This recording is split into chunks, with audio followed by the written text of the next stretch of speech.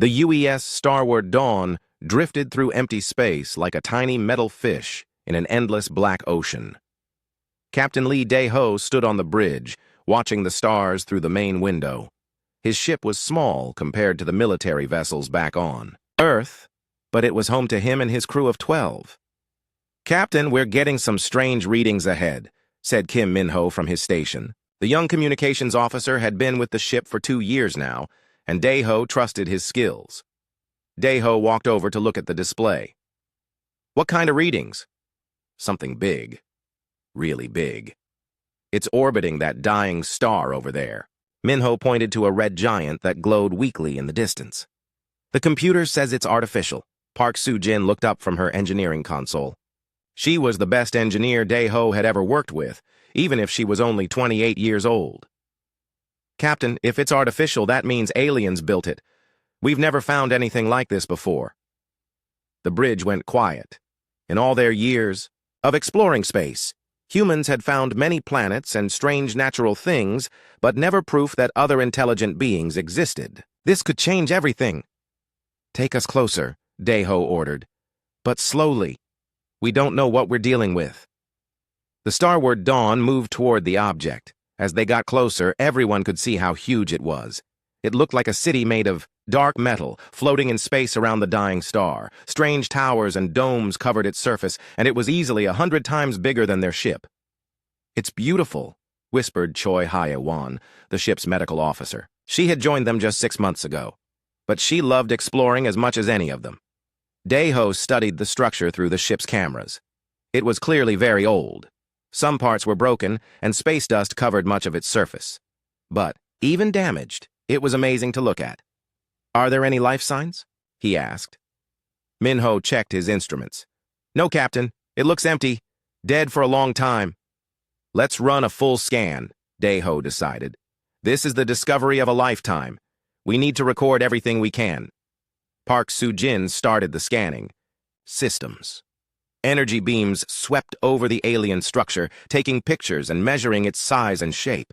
The computers worked to understand what they were seeing, but something went wrong.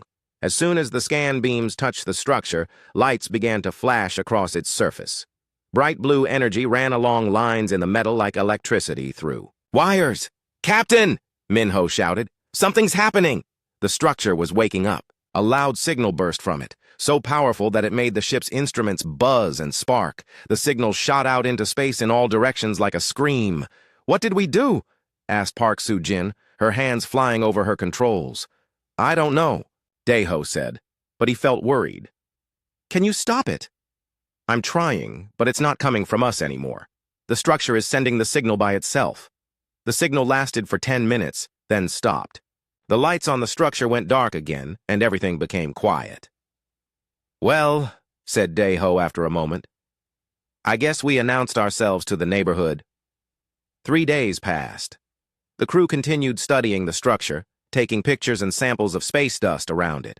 They found carvings on some of the towers that might be writing, and what looked like docking bays for ships much bigger than theirs. Choi Hye-won was excited about everything they found. "Think about it," she said during dinner. "This proves we're not alone in the universe. There are other thinking beings out there." "Were," Park Soo-jin corrected. "This place has been dead for thousands of years, maybe longer." "But they existed," Hye-won insisted. "They built cities in space and traveled between stars, just like us." Dae-ho listened to his crew talk, but part of his mind worried about that. Signal. What if it hadn't just been an automatic response? What if it was calling someone? His answer came on the 4th day. "Captain," Min-ho called out, his voice tight with fear. "You need to see this." Dae-ho hurried to the communication station. On the screen were dozens of red dots, all moving toward their position. "What am I looking at?" Dae-ho asked, though he already suspected. "Ships, Captain. Alien ships, big ones. They'll be here in 6 hours." The bridge crew gathered around the display. The alien ships were huge, much bigger than anything humans had ever built. And there were so many of them. "How many?" Dae-ho asked quietly. Min-ho checked his instruments twice before answering. "Over 200, Captain. Maybe more." Park Soo-jin stared at the screen. "Why so many? We're just one small ship." Maybe they're coming to welcome us, suggested Hai Wan, but she didn't sound like she believed it. Dae-ho knew better. He had been a ship captain for 15 years, and he understood body language, even when it was written in the movement of spaceships. This was not a welcome party. This was a war fleet. Min-ho, try to contact them, he ordered. Tell them we come in peace. Tell them we're explorers, not warriors. Min-ho sent messages in every language humans knew, and even tried mathematical signals that any intelligent species should understand. He broadcast them on every frequency their ship could produce. The alien fleet didn't respond. They just kept coming, steady and silent. As the hours passed, the alien ships grew bigger on the screens. Each one was like a floating mountain, covered in weapons and armor. The biggest ship in the center was larger than some of Earth's cities. "Captain," Park Soo-jin said quietly, "our engines are ready. We can run." Dae-ho thought about it. Running might save his crew, but it would also mean abandoning the greatest discovery in human history. And something told him that running might not work anyway. If these aliens could build a fleet this big, they could probably catch one small human ship. "Keep trying to contact them," he told Min-ho, "and start recording everything. If something happens to us, Earth needs to know about this." The alien fleet arrived exactly when Min-ho had predicted. They surrounded the human ship and the ancient structure, blocking every escape route. Up close, the alien ships were even more frightening. They were covered in weapons that looked like they could destroy planets. Finally, after hours of silence, the aliens responded to their messages. The voice that came through their speakers was cold and mechanical. It spoke in perfect English, which surprised everyone. "Human vessel," the voice said, "you have violated sacred space. You have disturbed the resting place of heroes. This is an unforgivable crime." Dae-ho stepped forward. "This is Captain Lee Dae-ho of the United Earth ship, Starward Dawn. We didn't know this place was sacred to you. We're explorers, seeking knowledge and friendship with other species. We meant no harm." "Ignorance is not an excuse," the alien voice replied. "You will surrender your ship immediately. Your crew will be executed as payment for this insult. This is not a negotiation." The bridge went silent. Dae-ho felt his crew looking at him, waiting for his decision. Through the window, he could see the massive alien ships surrounding them, weapons pointed at his tiny vessel. "No," Dae-ho said simply. "What?" The alien voice sounded surprised. "I said no. We won't surrender. We came here in peace, and we've done nothing wrong. If you want our ship, you'll have to take it." Dae-ho turned to his crew. "Everyone to emergency stations. Soo-jin, give me everything the engines have. Min-ho, send a message to Earth. Tell them what happened here. Tell them what we found, and tell them what these aliens did to us." As his crew rushed to their positions, Dae-ho took one last look at the alien structure they had discovered. Whatever happened next, they had made the greatest discovery in human history. They had found proof that humans were not alone in the universe. They had also found proof that not all neighbors were friendly. "This is Captain Lee Dae-ho," he said into the ship's recorder. "We are 12 humans aboard the Starward Dawn. We came in peace, but we will not surrender to threats. If anyone finds this message, remember our names. Remember that we stood our ground." Outside, the alien weapons began to glow with deadly energy. The alien fleet that surrounded the Starward Dawn was like nothing humans had ever imagined. 247 warships hung in space around the tiny human vessel, each one bristling with weapons that could destroy entire cities. The smallest alien ship was 10 times bigger than Dae-ho's Explorer. Admiral Vex Thalen stood on the bridge of his flagship, the Death's Certainty. The massive dreadnought was 3 kilometers long and carried enough firepower to burn the surface off a planet. He was tall and thin, with gray skin and 4 arms that moved like a spider's legs when he was angry. "This is insulting," Vex Thalen hissed to his second-in-command. "They sent me 3 entire battle fleets to deal with one tiny ship. One corvette could have handled this." Sub-Admiral Keth Morvan nodded his agreement. He was younger than his commander and sometimes questioned the old ways. "The creatures inside are barely more advanced than the animals on their homeworld. Why waste so much of our strength?" Vex Thalen's 4 eyes glowed red with anger. "Because this is not about one ship, you fool. This is about sending a message to every species in the galaxy. When someone violates our sacred places, we respond with such overwhelming force that no one will ever dare to try again." The Keth Dominion had ruled this part of space for 3,000 years. They were warriors who believed that strength was the only thing that mattered. Every battle they fought, they won by bringing so many ships that their enemies surrendered without fighting, but the humans weren't surrendering. On the starward dawn, Park Soo-jin worked frantically in the engine room. Sweat dripped down her face as she rerouted power cables and pushed their old fusion reactor beyond its safe limits. "I can give you maybe 30% more speed," she called up to the bridge through the communication system. "But the engines might explode if we keep it up for more than an hour." "Do it," Dae-ho replied. "We need every advantage we can get." Kim Min-ho sat at his station, sending the same message over and over again toward Earth. The nearest human colony was 400 light-years away. Even traveling at the speed of light, the message would take 400 years to get there. But Min-ho kept sending it anyway, because it was the only hope they had. "This is the UES Starward Dawn," the message said. "We have discovered alien life in the Kepler 442 system. We are under attack by a massive alien fleet. They call themselves the Keth Dominion. If anyone receives this message, be warned. These aliens are hostile and extremely dangerous. They have weapons and ships far beyond our technology." Choi Hae-won moved through the ship, checking on the crew and treating small injuries from when the ship shook during emergency maneuvers. Her medical training hadn't prepared her for space combat, but she did her best to keep everyone calm and ready. "How are you holding up?" she asked Engineer Park Soo-jin during a brief break. "Scared," Soo-jin admitted, wiping grease from her hands. "But also angry. We didn't do anything wrong. We were just exploring, just trying to learn something new, and they want to kill us for it." On the bridge, Dae-ho studied the alien ships through their sensors. The fleet was arranged in perfect formations, like they were showing off their power rather than preparing for a real fight. It told him something important about these aliens. "They're not used to fighting equals," he told his crew. "Look at how they position their ships. They expect us to see their strength and give up. They've probably never fought anyone who fought back." "That might help us," said Navigator Lee Dong-soo, a quiet man who rarely spoke unless he had something important to say. "If they don't expect resistance, maybe we can surprise them." The Starward Dawn began to move, using the ancient alien structure as cover. The space around the dead station was full of debris from thousands of years of decay. Broken pieces of metal and stone drifted everywhere, creating a maze that a small ship could navigate, but large ships could not. Dae-ho had been flying ships since he was 20 years old, and he knew how to use every advantage.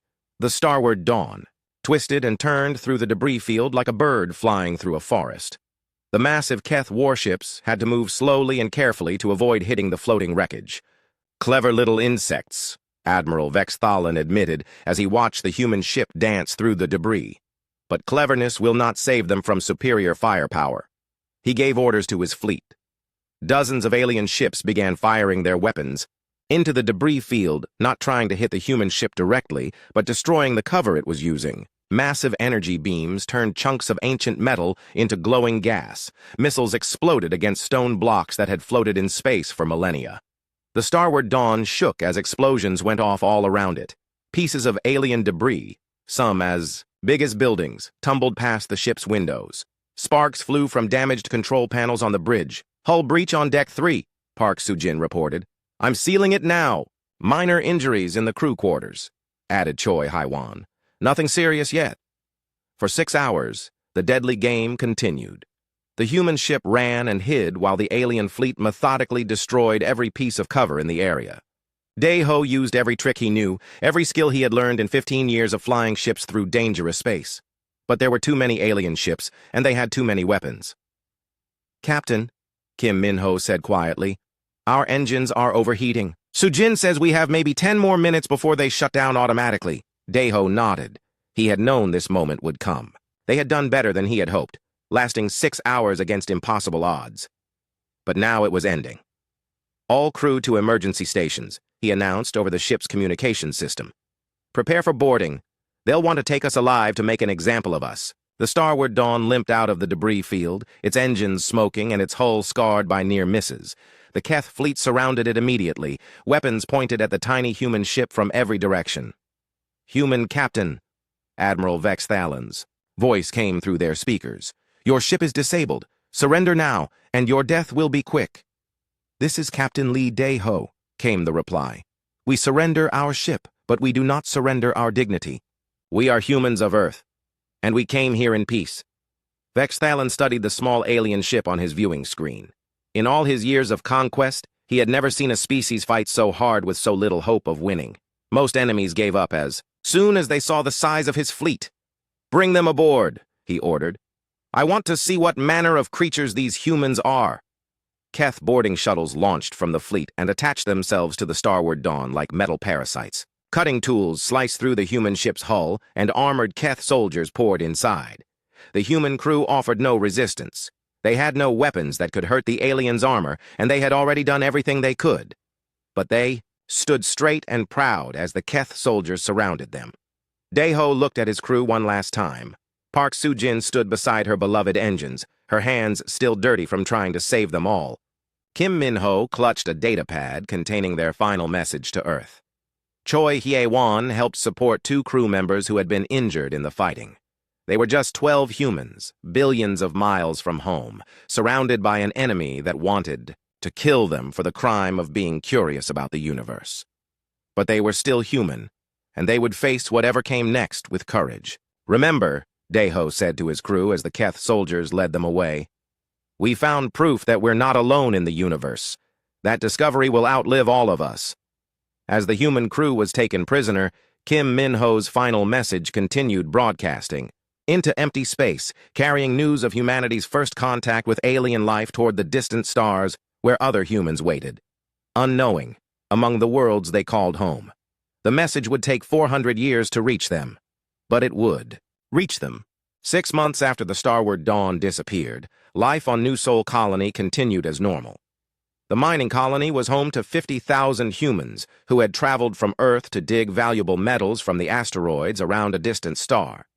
Most of them had never seen combat, and the idea of hostile aliens was like something from an old movie. Colonial Administrator Young Woo-jin was reviewing mining reports when his communication officer burst into his office without knocking. Sir, you need to hear this right now, the young officer said, his face pale with shock.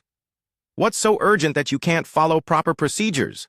Young asked, annoyed at the interruption. It's a message from the Starward Dawn, sir. The exploration ship that went missing 6 months ago. Young's irritation vanished immediately. The Starward Dawn had been one of 12 exploration vessels sent out to map new star systems. When it stopped reporting in, everyone assumed it had suffered some kind of mechanical failure in deep space. Play it, Young ordered. Kim Min-ho's voice filled the office, distorted by 6 months of travel through space, but still clearly desperate. This is the UES Starward Dawn. We have discovered alien life in the Kepler 442 system. We are under attack by a massive alien fleet. They call themselves the Keth Dominion. If anyone receives this message, be warned. These aliens are hostile and extremely dangerous. They have weapons and ships far beyond our technology. The message continued with technical details about the alien ships, their weapons, and their behavior. But Jung barely heard the rest. His mind was racing with the implications of what he had just learned. Get me a direct line to Earth Command, he told his communication officer. Priority Alpha. Tell them we have a code black situation.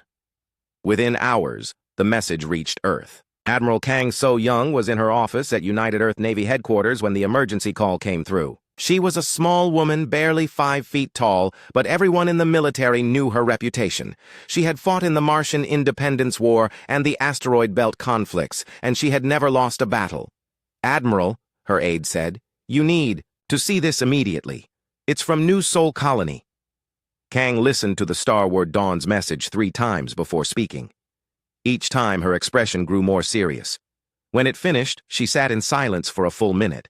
Get me military intelligence, she finally said, and schedule an emergency meeting with the president. We have a problem. Military intelligence officer Yoo Tae-hyun was an expert at analyzing enemy capabilities. He had studied every human conflict for the past century, learning how different groups fought and what their tactics revealed about their thinking. But he had never analyzed an alien military before. He spent 2 days going through every detail in the Starward Dawn's message. The sensor readings, the ship formations, the weapon signatures, even the way the aliens spoke. What he found made him sick to his stomach. "Admiral," he reported to Kang So-young, "the Keth fleet that attacked the Starward Dawn had enough firepower to destroy our entire home defense fleet 7 times over. And they used all of that power against 12 humans in an unarmed science ship." "What does that tell us about their military thinking?" Kang asked. "They don't believe in proportional response," Yu replied. "When they see a threat, even a tiny one, they crush it with overwhelming force. But here's the really disturbing part. I don't think they saw the Starward Dawn as a threat at all." "Explain." "Listen to how their commander talks. He calls humans insects and creatures. To them, we're not even worth considering as equals.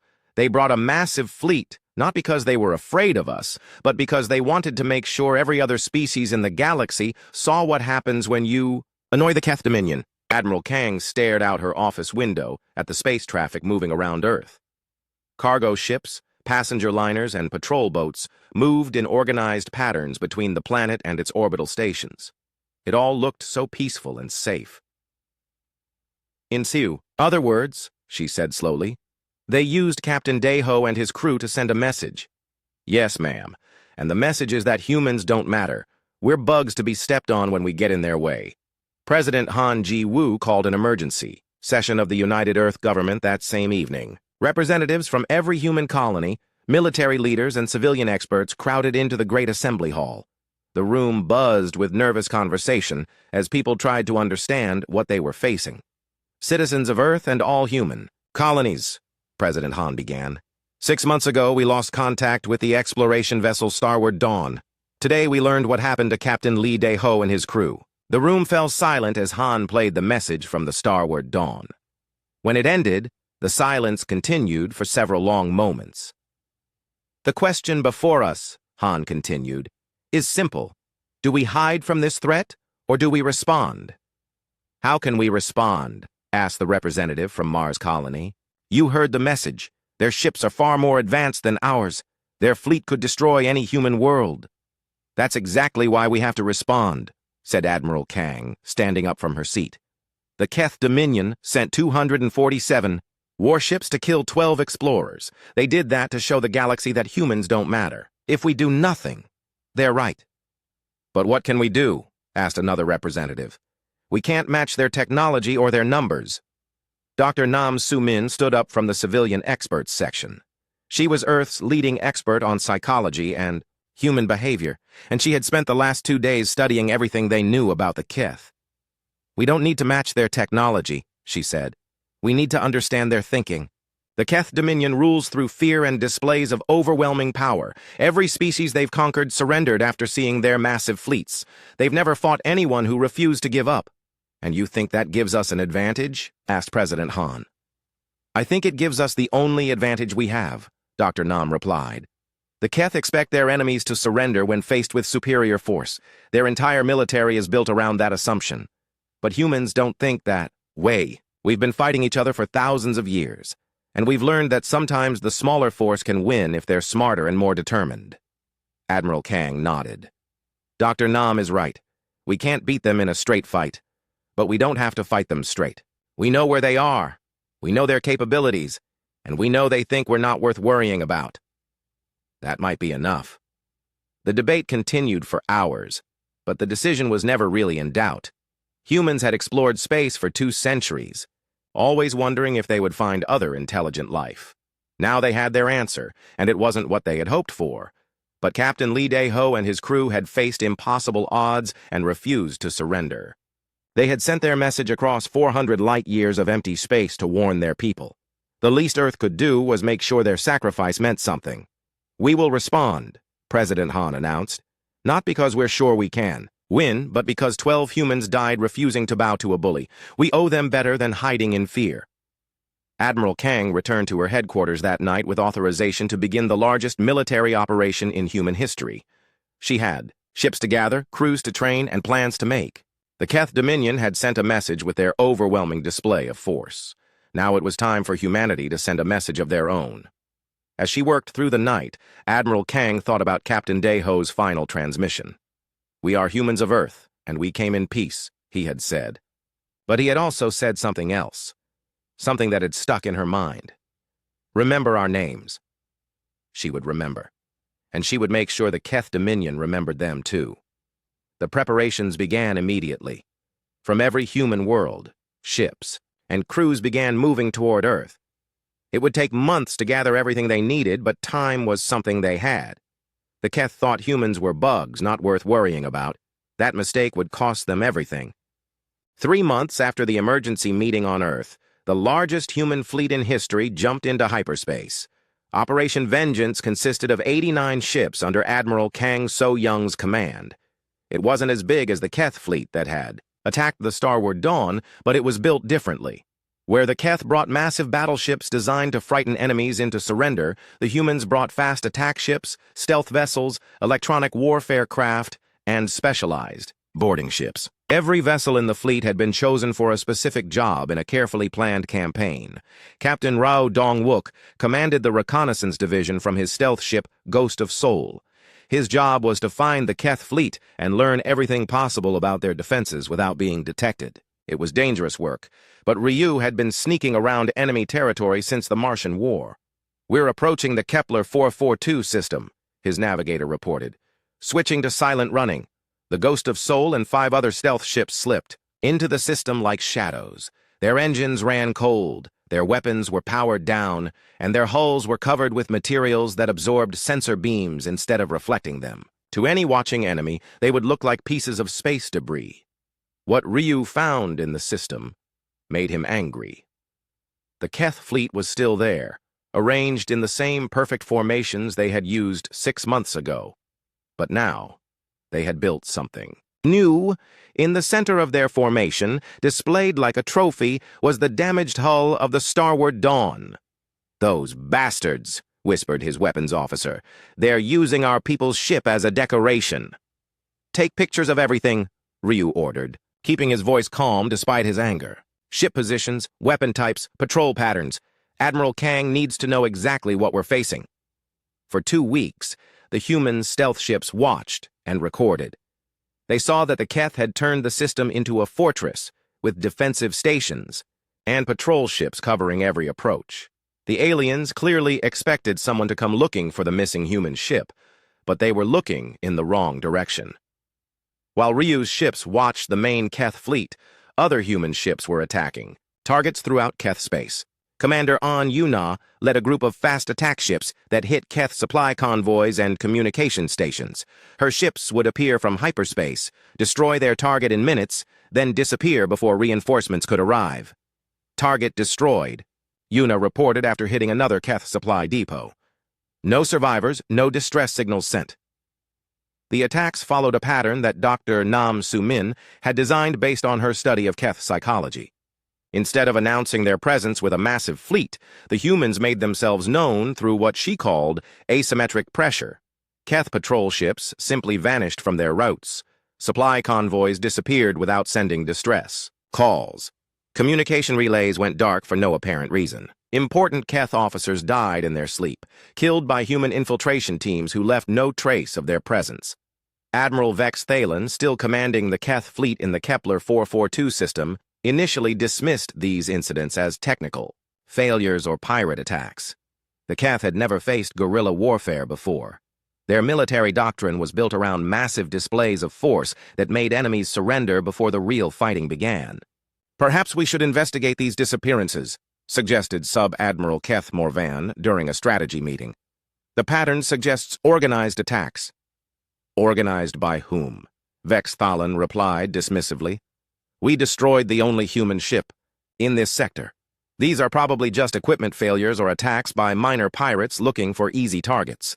But the attacks continued, and they grew bolder. Lieutenant Colonel Shin Hai-ri led the first major human boarding action against a Keth military base.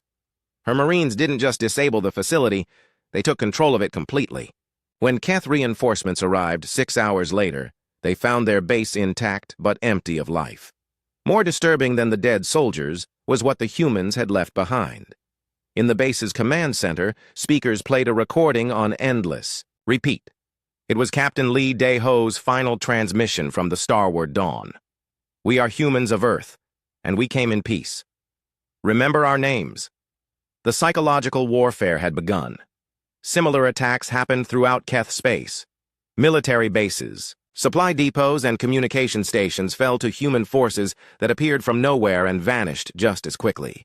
But the humans always left the same calling card, recordings of the Starward Dawn's crew playing on every speaker in the facility. As news of these ghost attacks spread through the Keth military, panic began to set in. Soldiers who had never faced a real enemy were suddenly afraid to go on patrol. Officers who had built their careers on overwhelming weaker opponents found themselves fighting an enemy that refused to follow their rules. "Sir," a communication officer reported to Admiral Vex Thalon, "we've lost contact with Outpost 779. That's the 15th facility to go dark this week." Vex Thalon studied the tactical display showing Keth space. Red marks indicated facilities that had been attacked or gone silent. There were dozens of them, scattered across multiple star systems. "How is this possible?" he demanded. "Our intelligence reports say humans have primitive technology. How can they be everywhere at once?" Sub-Admiral Keth Morvain had been studying the attack patterns. "Sir, I don't think they are everywhere at once. I think they're using small, fast groups that hit multiple targets in sequence. It makes them seem larger than they really are." "Then we'll hunt them down," Vex Thalon declared. "Send out patrol fleets to every system where attacks have occurred. Find these humans and destroy them."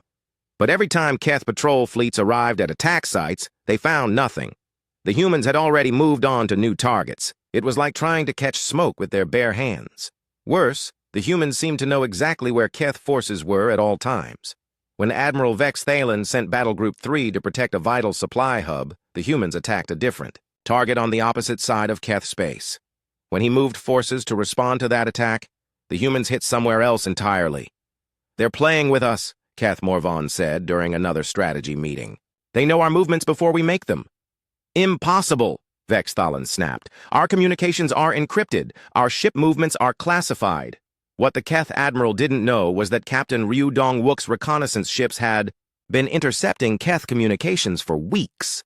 Human computer experts had broken their encryption codes and were listening to every message the Keth sent. While Admiral Vex Thalon chased shadows across multiple star systems, he failed to notice what was really happening. The human attacks weren't random. They were systematically isolating the main Keth fleet in the Kepler 442 system. Every supply route to the system was cut. Every communication relay was destroyed. Every patrol ship that might warn of an approaching attack was eliminated. Step by step, the humans were building a trap around the force that had destroyed the Starward Dawn. "Sir," Keth Morvain said during what would be their final strategy meeting, "perhaps we should consider negotiating with these humans. They've proven they can hurt us and—" "Never," Vex Thalon roared, his four arms gesturing wildly. "The Keth Dominion does not negotiate with insects. We will crush them with overwhelming force, just as we have crushed every other species that dared to challenge us." It was exactly the response Admiral Kang So-young had predicted he would make. While Vex Thalon raged about crushing humans, those same humans were moving their main fleet into position around the Kepler 442 system. They approached from directions. The Keth weren't watching. Using routes that Ryu's reconnaissance had shown were unguarded. The trap was almost ready. In a few more days, Admiral Vex Thalon would learn the difference between showing overwhelming force and facing an enemy that had nothing left to lose. He would discover that humans had their own way of making war, and it was nothing like what he expected. The Keth had sent 247 ships to kill 12 humans. Now they would learn what happened when you made that mistake. The human fleet arrived at the Kepler 442 system like ghosts stepping out of the darkness. Admiral Kang So-young watched from the bridge of her flagship Soul's Pride as 89 human ships dropped out of hyperspace in perfect formation around the Keth fleet. Admiral Vex Thalon was in his private chambers when the alarms began screaming throughout his massive dreadnought. He rushed to the bridge, his forearms flailing in confusion. "Report!" he demanded. "Sir, we're surrounded," his tactical officer replied, his voice shaking. "Human ships have appeared on all sides of our formation. They came from hyperspace coordinates we weren't monitoring." Vex Thalon stared at the tactical display in disbelief. The humans had done something he thought impossible. They had surrounded a Keth fleet of over 200 ships with less than 90 vessels of their own. "How?" he whispered. "Sub-Admiral." Keth Morvain studied the human ship positions. "Sir, they've been planning this for months. Every attack on our supply lines, every communication relay they destroyed, it was all to blind us and cut off our escape routes. Admiral Kang So-young opened a communication channel to the entire Keth fleet. Her voice was calm and steady, like she was discussing the weather instead of starting a battle. "Admiral Vex Thalan of the Keth Dominion," she said. "I am Admiral Kang So-young of the United Earth Navy. 6 months ago, you murdered 12 humans, whose only crime was curiosity about the universe. Today, you answer for that crime." Vex Thalan activated his own communications.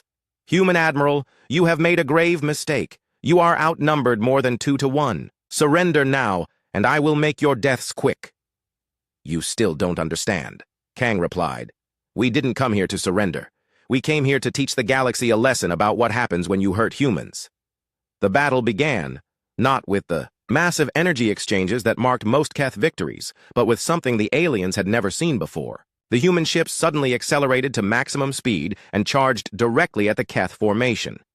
Captain Oh Kyung-soo commanded the assault carrier Soul's Fury. His ship led the first wave of the human attack, racing toward the massive Keth dreadnoughts at a speed that seemed suicidal. "All fighters launch," Oh ordered. "All boarding pods prepare for deployment." Hundreds of small human fighters poured out of the carrier bays, followed by armored boarding pods that shot toward the Keth ships like bullets. The aliens tried to shoot down the small craft, but there were too many of them moving too fast. The Keth had designed their ships for long-range combat, where their superior firepower could destroy enemies before they got close. But the humans weren't staying at long range. They were closing to point-blank distance where Keth advantages disappeared. "Impossible!" Vex Thalan shouted as human fighters swarmed around his dreadnought. "No species fights like this. Everyone knows you engage at maximum range with your heaviest weapons."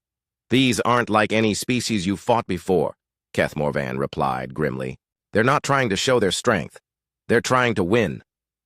The first human boarding pods attached to Keth ships like metal insects. Cutting tools sliced through alien hulls, and human marines poured inside. But these weren't the frightened explorers the Keth had captured 6 months ago. These were soldiers who had trained their entire lives for close combat.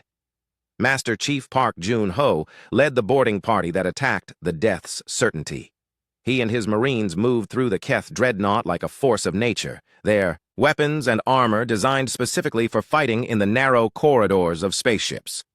The Keth soldiers had never fought an enemy inside their own ships. Their weapons were too powerful to use safely in the confined spaces, and their armor was too bulky for the narrow passages. The humans, meanwhile, had practiced this kind of fighting for centuries in conflicts throughout their own solar system. "Deck 7's secured," Park reported through his radio. "Moving toward the detention center." As the boarding actions raged throughout the Keth fleet, the human ships pressed their attack. They used tactics the aliens had never seen. Coordinated strikes where multiple ships targeted the same enemy vessel, electronic warfare that confused Keth targeting systems, and maneuvers that sacrificed individual ships to save the fleet. Captain Ryu Dong-wook's stealth ship, Ghost of Soul, appeared inside the Keth formation like a phantom. His ship had been hiding among the debris of the ancient alien structure for days, waiting for this moment. Now he struck at the Keth command ships from behind while they were focused on the frontal assault. The Keth fleet, designed to fight enemies who would surrender when faced with superior numbers, began to fall apart. Their perfect formations broke, down as human ships darted between the massive alien vessels. Their communication systems failed under human electronic attacks. Their commanders found themselves fighting a dozen different battles at once, instead of one overwhelming display of force. Master Chief Park Jun-ho reached the detention center aboard the Death's Certainty just as Admiral Vex Thalan was ordering the execution of all human prisoners. "Stop!" Park shouted, bursting through the door with his marines behind him. Inside the cell, he found Captain Lee Dae-ho and 3 members of his crew. They were thin and beaten, but alive. Engineer Park Soo-jin looked up as the rescue team entered, tears streaming down her face. "I knew you'd come," she whispered. "I knew humans don't abandon their own." "Never," Park Jun-ho replied, cutting their restraints. "We came 400 light-years to bring you home." The rescue of the Starward Dawn's crew marked the turning point of the battle. As word spread through the human fleet that their people were safe, the attack became even more fierce. Every human ship fought like they were protecting their own family. Admiral Vex Thalan found himself trapped on his own bridge as human marines advanced through his ship. Around him, his mighty fleet was being torn apart by an enemy that refused to follow the rules of civilized warfare. "This is impossible," he said to Keth Morvan. "We have superior numbers, superior firepower, superior technology. How are we losing?" "Because we don't understand them," his second-in-command replied. "We thought they were like every other species, that they would surrender when faced with overwhelming force. But they're not fighting to win territory or resources. They're fighting for their people." As if to prove his point, a human voice came through the ship's communication system. It was Captain Lee Daeho speaking from the rescue shuttle that was carrying him to safety. "Admiral Vex Thalen," Daeho said, his voice hoarse but strong. "6 months ago you asked me what manner of species sends an entire armada to avenge 12 of their kind. Now, you have your answer." The Keth Admiral's 4 arms trembled with rage and fear. "What answer?" "The kind you should have left alone. The battle lasted 8 hours. When it ended, the mighty Keth 3rd, 7th, and 9th battle fleets were scattered wreckage floating around the dying star. Some ships had been destroyed, others captured, and the rest had fled in panic. Admiral Vex Thalen sat in chains aboard Admiral Kong's flagship, his dreams of conquest shattered. Around him, human officers worked to coordinate rescue operations and secure the battlefield. "You have won this battle," he told Admiral Kang. "But the Keth Dominion has thousands of ships. We will return with overwhelming force and crush your entire species." Admiral Kang looked at the defeated alien with something almost like pity. "You still don't understand. This wasn't about winning a battle. This was about sending a message." "What message?" "That humans protect their own. Every species in the galaxy is going to hear about what happened here. They're going to learn that when you hurt one human, you face all of us. And they're going to remember that we crossed 400 light years to save 12 people." She was right. Within weeks, news of the human victory spread throughout the galaxy. Species that had lived in fear of the Keth Dominion for thousands of years began to whisper about the strange mammals who had done the impossible. Captain Lee Daeho returned to Earth a hero, but he requested assignment to another exploration ship. "The galaxy is vast," he told Admiral Kang. "And now they know we're here." The final scene showed new human exploration ships launching into deep space. But this time they weren't alone. Each ship carried the protection of a species that had proven it would cross the galaxy to avenge its own. In the years that followed, 3 words became known throughout the galaxy whenever humans were mentioned. "Remember our names."